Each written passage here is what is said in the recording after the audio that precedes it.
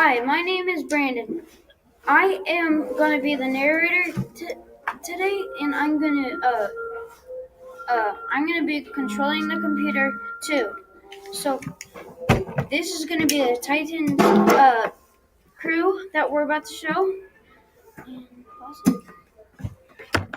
So, Hi, I'm Miley. I will be introducing my very own slide.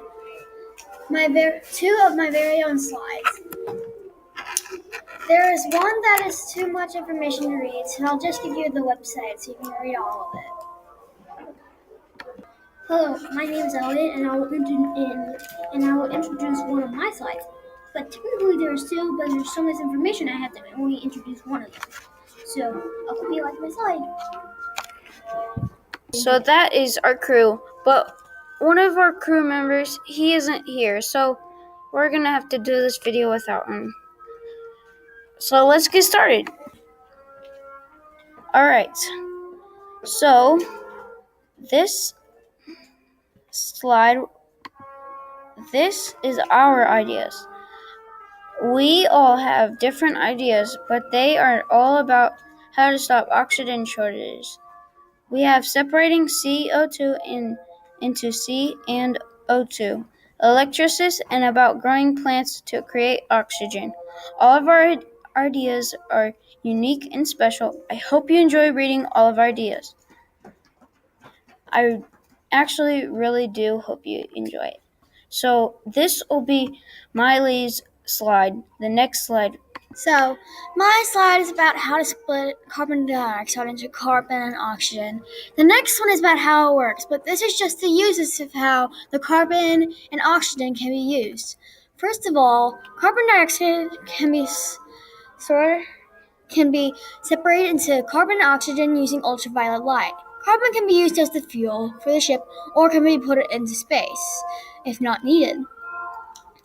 And oxygen will allow the astronauts to breathe and can be turned into water for someone to drink. Carbon dioxide is made of carbon and oxygen. It's kind of like math. Carbon and oxygen are the factors, and if you divide carbon dioxide by either one, you will get the other.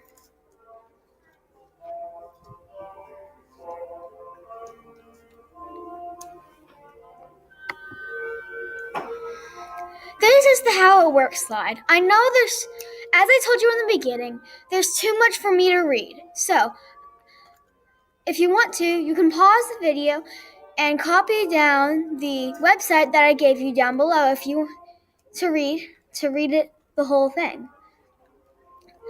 The website is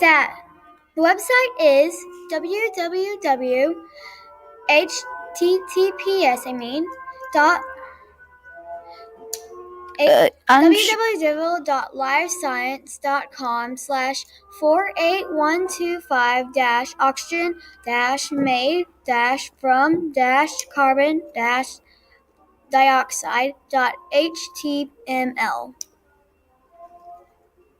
Now I'm going to give you to Elliot. Oh, and also, wait, this is my diagram of the flow of how the carbon dioxide is going to be split into carbon and oxygen. The carbon goes into fuel or can be put into space. The oxygen is now going to go, as you can see, the oxygen is going back into the ship. Now I will actually hand you over to Elliot. hello, this is actually one of my slides. This is the first one, but I'm not going to actually read this whole thing since there's so much information. But he can read partially of it. But I'm going to read one of the things. So I'm going to read to this one. Most of the station's oxygen will come from a process called electrolysis, which uses electricity from the ISS solar panels to split water to hydrogen gas and nitrogen gas. So now I'm going to go to my other slide, which has a bit more information. Okay, so I'm going to read only 4 of these since I read 1. Okay, November 13th, 2000. Many of us stuck on Earth wish we could join, at least temporarily, the Expedition 1 crew aboard the International Space Station ISS. floating effortless from module, floating eventually mobile to modal, looking down on Earth from the breathtaking height of 350 kilometers. It's a dream come true for innumerable space lovers. Now I'm going to read one more paragraph.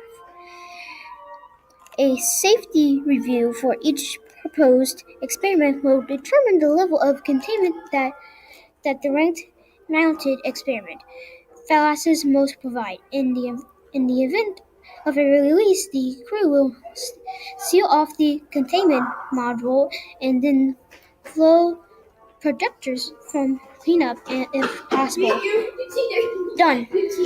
Now I am gonna give you to one of the other crew members of. Alright, so this is my slide. I found it on the web and I created this. As you can see, this is a veggie plant growth.